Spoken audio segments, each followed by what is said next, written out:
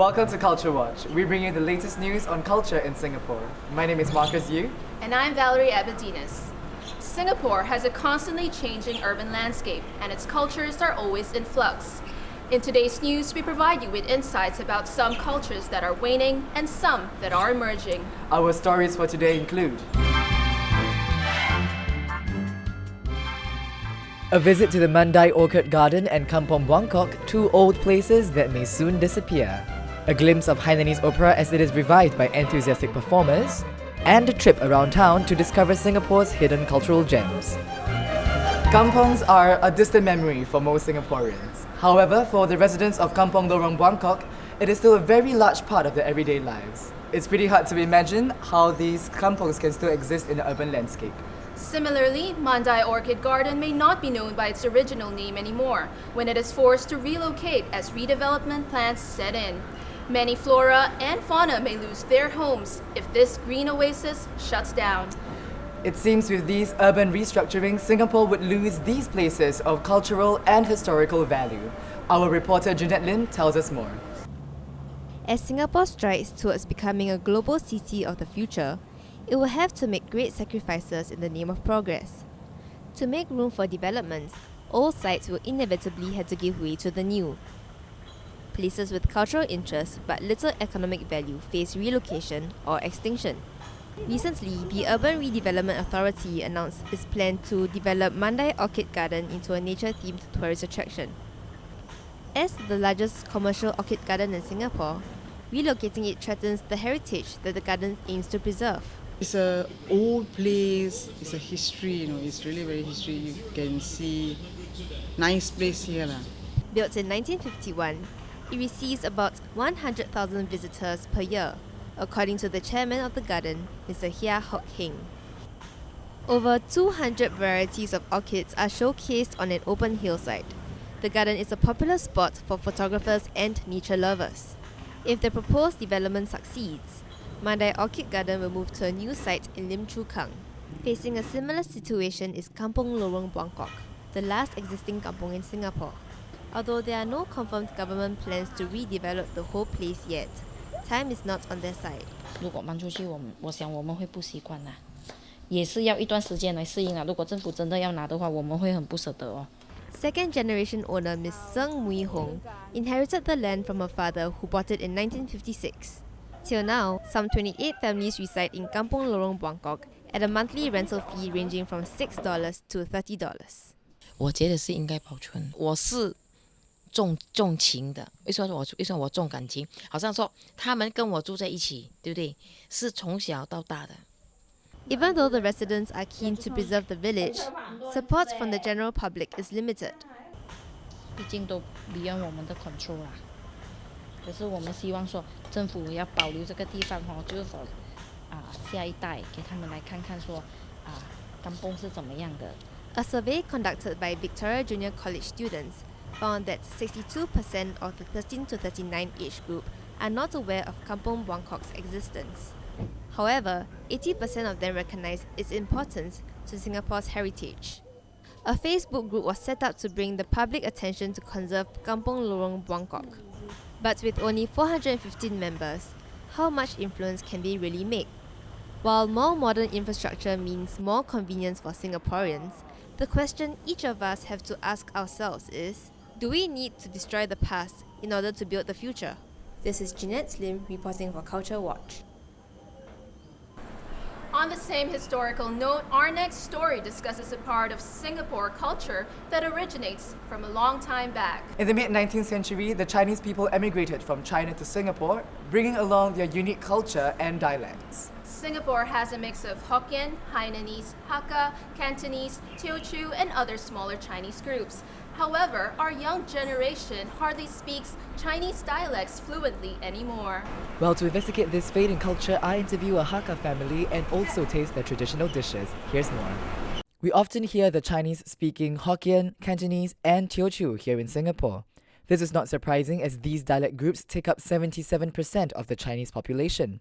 Comparatively, the Hakka dialect is rarely heard as the group only makes up 11% of the Chinese Singaporean population.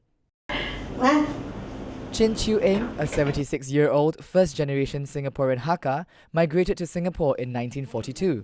After getting married into a Hakka family and moving into a new village some 50 years ago, she hardly had any chance to speak her dialect, even at home. 因为我们住那边全部是广东人，没有客人，没有一家客人，这是我们一家客人，他不跟我讲，不是没有讲。他们是用广东话交谈。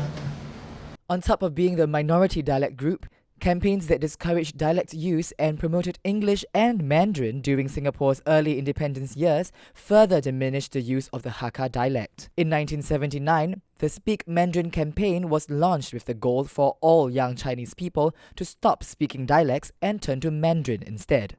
The impacts of these ongoing policies are clearly seen in youths today. Chin's oldest grandson Li Jianxuan, a 22-year-old undergraduate, thinks it is a great loss that he, as a Hakka, cannot speak his own dialect. Me and my father, who are supposedly Hakka, we don't know any Hakka at all. And I think that's quite sad because we are Hakka but we don't know our own dialect. The whole Hakka knowledge and everything, the heritage kind of stops with my grandma. Although the dialect is missing in the family, a part of the Hakka culture is still preserved through cuisine. 酸盘子，一年都啱都要全酸。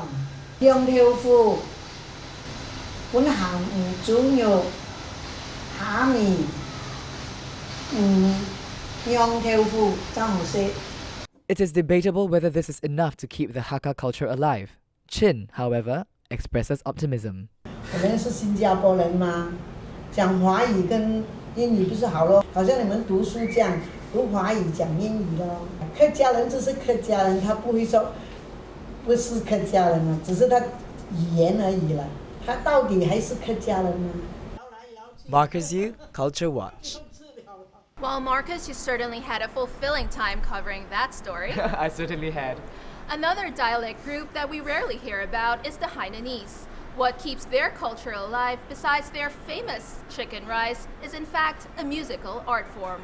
Certainly, dialects have been well preserved in Chinese opera. Our next story will introduce you to some die-hard Hainanese opera performers who try their best to keep the art form alive.